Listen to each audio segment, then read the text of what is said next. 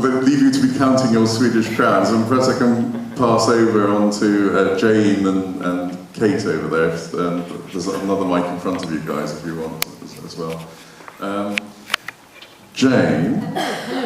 Hello. Is that up loud? Ooh. Hello. I suddenly went very loud there. And also quite camp. Jane, you are a prima donna. I am. How did you get to become a prima donna? Like everything in my life, my big sister told me to join the group. She said, Jane, we need a singer and you're going to do it. And I said, yes, all right then, Kate. I was 17 and, is that too loud? Sounds very loud. I was 17 doing my A-levels and I was going to go to art school, which I did ultimately, but Kate hijacked me for a few years. And she had an audition for the Song for Europe, and they wanted 3 girls and 3 boys, and they wanted the girls to look similar. And so... But my boobs were bigger than yours. Sorry, Jane, but I have to interject. I'm catching it. No, when we were in the Eurovision, I've got to tell you, I had to wear a minimiser bra. What's a minimiser bra? It's funny, there's a lot of men here today, isn't there? Anyway, I'll tell you what a minimiser bra is. Do you mind? Not at all. Minimiser bra just flattens you down there. Trouble is, when you put your arms up like that, you've got 2 big lumps under your arms. Because they've got to go somewhere, haven't they? And in those days, you and Sally Ann Triplet, who was the other girl. Fried eggs. You had fried eggs. And I was bound down, like every night they'd wrap this... I used to bind you up with the bandage. Well, we used to put the minimiser bra on, and then bandages, and then gaffer tape on my nipples.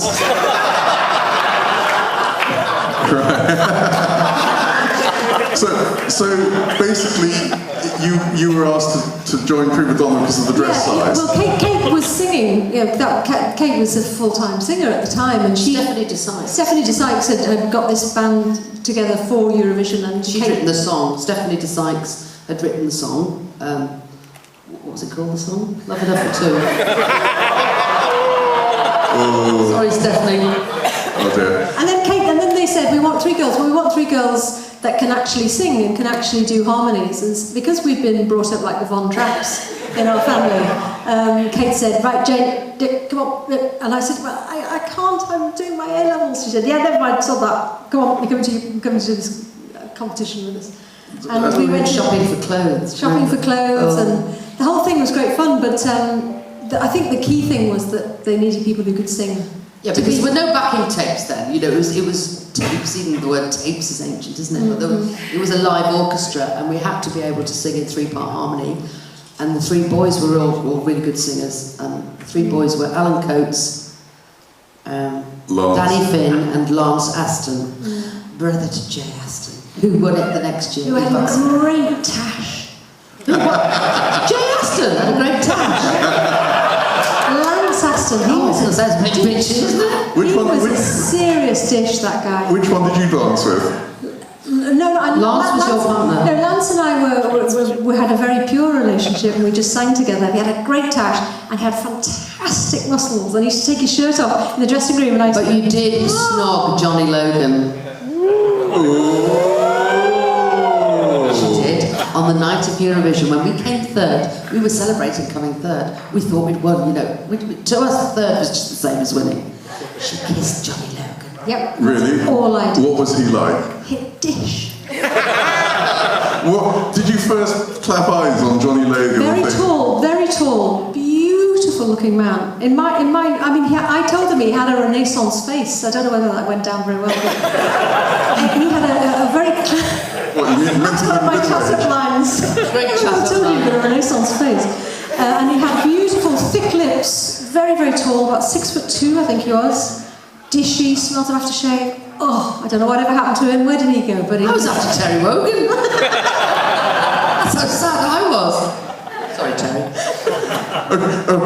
Almost. Right, so how long before Song for Europe did you get called into this? 3 months. 3 months rehearsals. Which ruined my A-levels.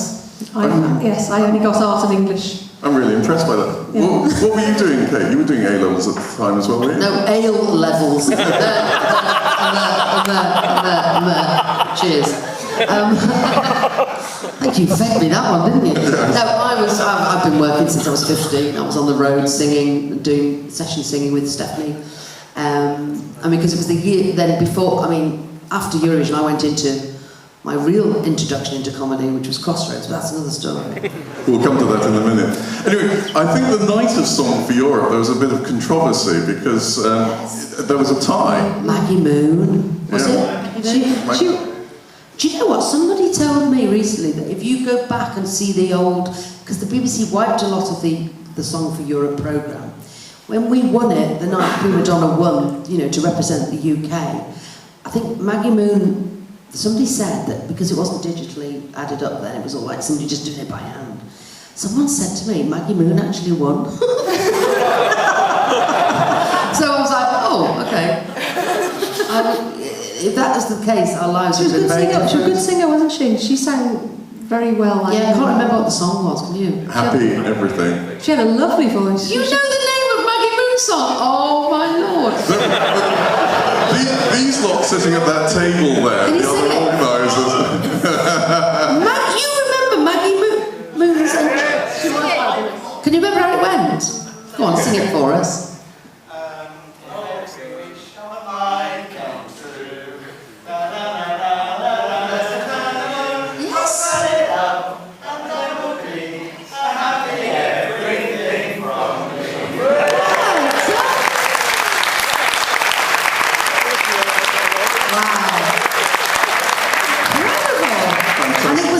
Song, I thought, and I really thought she was going to win it, which probably did. Obviously, so, apart from slogging Johnny Logan, what else can you remember? Because well, we got drunk with Terry Wogan. That wasn't difficult to do. We went back to Terry Wogan's hotel room, and I sat on his lap, and I said to him. It was all, I think a drink had been taken at this point. And I sat on his lap and I said, my mum loves you. And he said, well, that makes two mums because my mum loves me too. And I said, is your mum still alive? And every morning when he played the record on the radio, he always recounted that story. But he didn't say it. But remember, when he recounted the story, he never said it was in his hotel room that it happened. And then I think for the record, he smells heavenly. Beautiful aftershave and a very, very lovely man. Very clean man. Very clean. Very washed. He was lovely. And I sat on his lap and he wasn't lascivious. very curiously, that story hasn't come up in any of his 4 autobiographies today. But we'll soon get it there, I promise you. Now, the other story, you asked about stories that night, we'd done the Eurovision thing and come third and won the book voucher and the balloon. And the next, we got a bit drunk and it was, 17. A bit drunk? We were riotous. Pissed out. I'm trying to be posh. And the next morning, Kate and I shared a hotel room and we had 2 little single beds and I was sick as a dog. And I didn't really drink. I was 17 and I was a real child. And the next morning I woke up and I said to Kate, she said, we've got a photo session. Get up.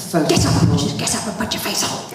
And I said, oh God, I'm really ill. And I was actually lime green. She was green. My face was actually green. I remember covering it. And she sat me on this stool and she said, right. And she got her makeup bag out and she slapped on this makeup.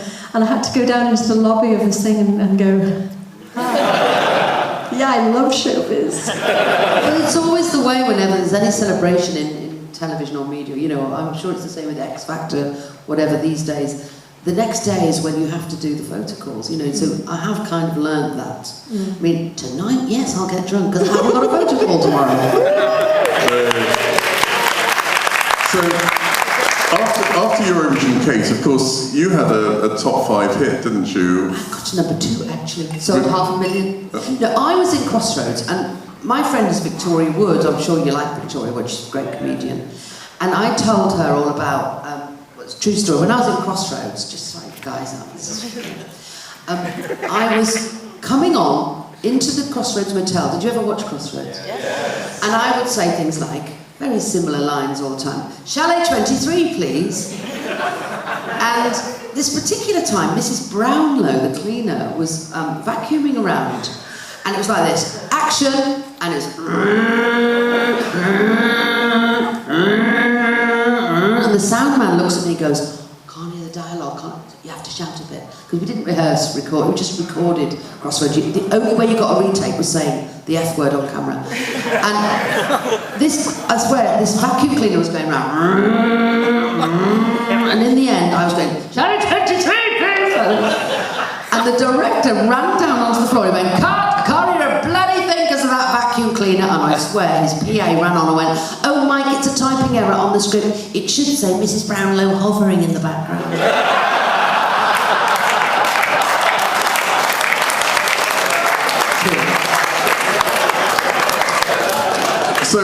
So after the number 2 hit, Michael Jackson beat me to number 1 because he had One Day in Your Life re-release, 1981.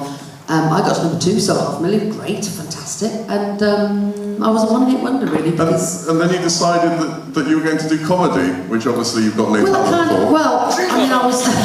I was singing lots of TV adverts at the time, and so I was doing a lot of, like, people would say, "Oh, go on, do that voice of Julie Andrews," and do and Cilla Black and all that, and I ended up writing Cilla Black's theme tune, "Surprise, Surprise, Surprise, Surprise." I wrote that. I'm responsible for that. I believe you do a great Cilla. Oh, well, thank you, Lord. Oh, you're lovely here at the Eurobash. No, but I had to write. I wrote these things called Cillograms, and they were on this program called Surprise, Surprise. And I was just a songwriter then. Sorry, we've jumped a few years. This is 84 now. I've just got to tell you, Cillograms. Cilla Black thought it would be a good idea to go around hospitals trying to cheer people up by singing to them. Can you imagine? And I wrote these songs that were like, Laura the Lollipop Lady, we think you're awful nice. I've come to sing this song to you because you've survived bowel cancer twice.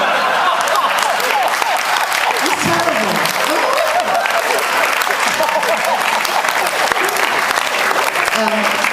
There's another one. I hear you're feeling down, a little bit blue. I've come to sing this song to you. I brought you some flowers, a bottle of cola, because you've been recently diagnosed as bipolar.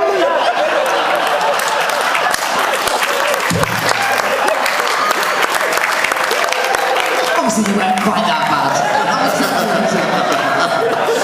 And there was another one. Do what you gotta do what you ought to. Let's cheer, he's been cleared of manslaughter. As we got Kate in the singing mood, shall we see if the girls can remember Love Enough for Two? Just do the verse. If there's a place in your heart for me, there's a room in that place for you. 'Cause I've got love enough. Yes, I've got love enough for two.